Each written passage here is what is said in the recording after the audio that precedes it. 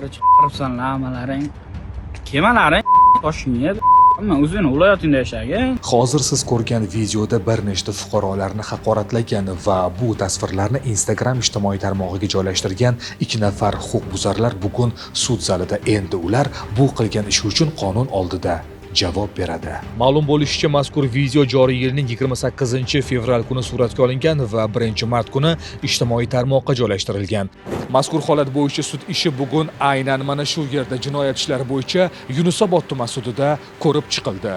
Ular ketinglar, qachongacha Toshkentga yurasizlar degan gaplar bilan haqorat qilganini ko'rdim. Shunga salgina asabim buzildi.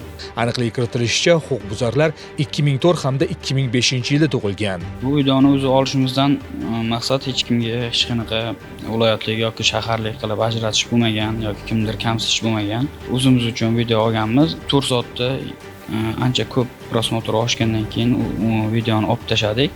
Prosta buni ochkisini taqdim, o'sha bitta rasmga olib qo'y dedim bunga. Qirib amalaring, kemalaring Toshkentga hamma o'zini viloyatingda yashagan. Ma'lum bo'lishicha, lavhamizning bugungi qahramonlari bo'lgan huquqbuzarlardan biri Qashqadaryo, biri esa Samarqand viloyatida tug'ilgan ekan. Ikkita odam endi Toshkent Shevada gaplashib o'tib ketayotgandi, o'sha o'tib ketayotganini ko'rdim, viloyatlik odamdi. Parodiya qilib o'sha Shevada o'shanaqa deb bunga gapirganman.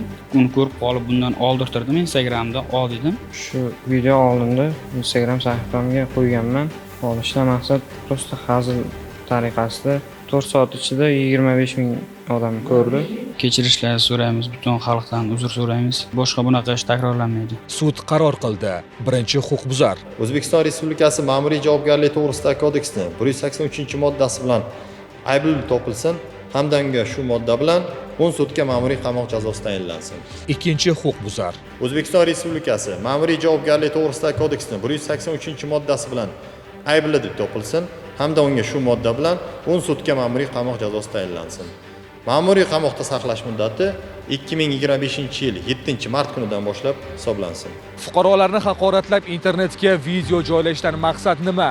Tezroq tanilishmi yoki obunachilar sonini ko'paytirishmi? Unutmang, bu orqali siz faqatgina o'zingizga jabr qilasiz. Agarda huquqbuzarlar sodir etgan holatni takrorlasangiz, qo'shtirnoq ichidagi tanilish sizga ham qimmatga tushadi.